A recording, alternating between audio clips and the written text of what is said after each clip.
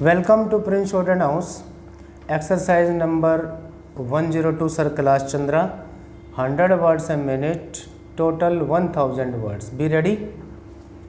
Start. Madam, I rise to support the railway budget presented by Shri Jose Fernandez for the year 2010-11. Shri Jose Fernandez has his association with the railways for the last 60 years as a labor leader. As a labor leader, most of his energy was concentrated in making demands on behalf of the workers of the railways. Now he has been put in a position to look after the affairs of the railways as also the well-being of the workers who are working with the railways. Since he is at that helm of affairs, since he was a labor leader and his words carry weight with the workers, I hope under his stewardship the workers of the railways would perform better, would do their jobs better, and would see that the railways perform better. In this way, not only would the railways satisfy the people who travel, but also the functioning of the railways in general would improve. The Indian Railways are the biggest network in the whole of Asia and the second largest in the world.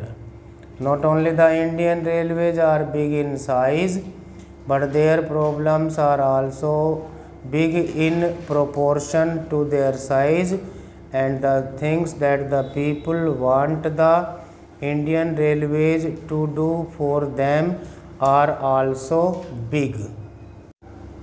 Sir, Mr. Fernandez on the 2nd February had come out with a status paper wherein he has given the current position of the Indian Railways, the problems that the Indian Railways are facing, and also the innumerable demands, including the demand for providing employment on a large scale in the railways to the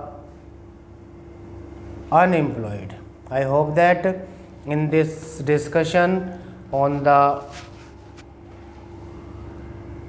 railway budget, the participants would offer some constructive, useful and practical suggestions. Mr. Jose Fernandez, when he had to prepare and present this budget, had very little time to do that, probably less than 100 days.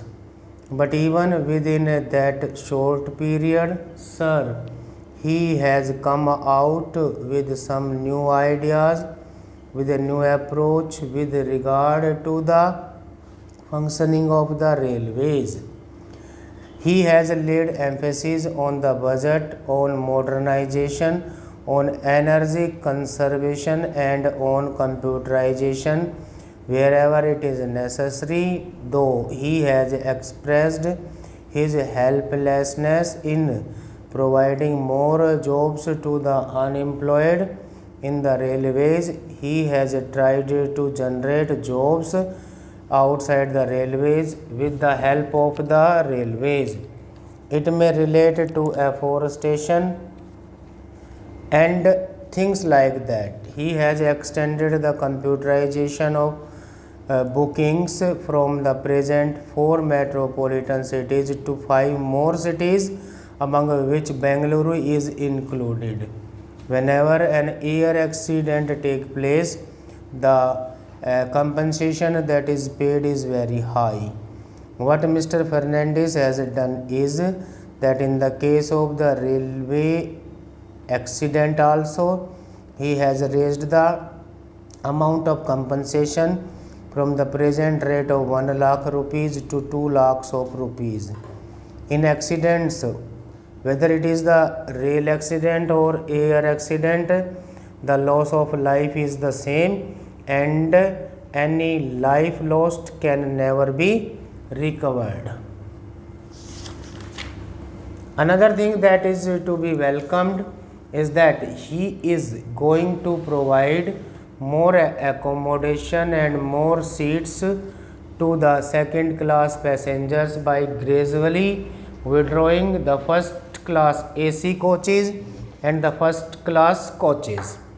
I hope while withdrawing these facilities and extending them to the second class passengers, the existing comforts and facilities of the second class would further improve. I hope in all second class carriages cushion seats are going to be provided. Socialism is not leveling down, but socialism is leveling up.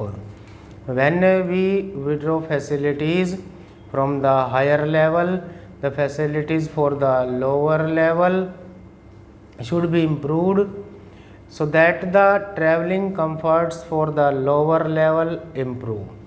Another innovative idea that Shri George Fernandez has thought of amidst the constraint of resources is financing the West Coast Railway line, which is popularly called the Konkan Railway line.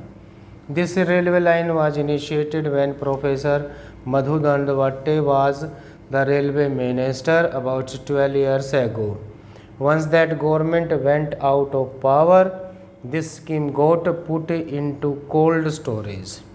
Of course, in the last year's budget, Shri Madhavrao Scindia had made some provision for construction of the line from Mangalore to Udupi, but the construction work did not start. Now Shri George Fernandez has come out with a novel idea of associating the states which are going to benefit out of it, namely Maharashtra, Goa and Karnataka, by raising certain contributions from these three states, by raising certain contributions from the public and certain contributions from the railways as well as from the general exchequer. If this scheme had not been thought of and if this had not been taken up in the normal course and under the normal procedure, this railway construction would have taken 15 years to complete. Now that a new method of financing this project has been initiated, the railway minister has promised that construction of this railway line is going to be completed within 5 years. I wish that this scheme succeeds, not that it succeeds for the sake of the Konkan Railway, but this would open up a new era for taking up other essential constructions where those projects could not be taken up because of shortage of funds.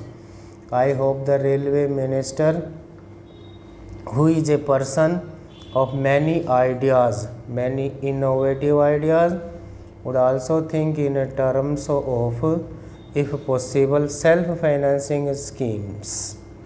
Every year costs go up. Any project that is done today is cheaper than it would be tomorrow. He, in his statute paper, has asked whether the money should come from the central government or whether it should come from the Railway Finance Corporation or from market borrowings, where it is going to cost a little more. In any case, I personally feel that these projects, important projects, should not lag behind on the ground of funds not coming from the central government or state governments. Even if it is costly, the money should be borrowed from the Railway Finance Corporation. stop.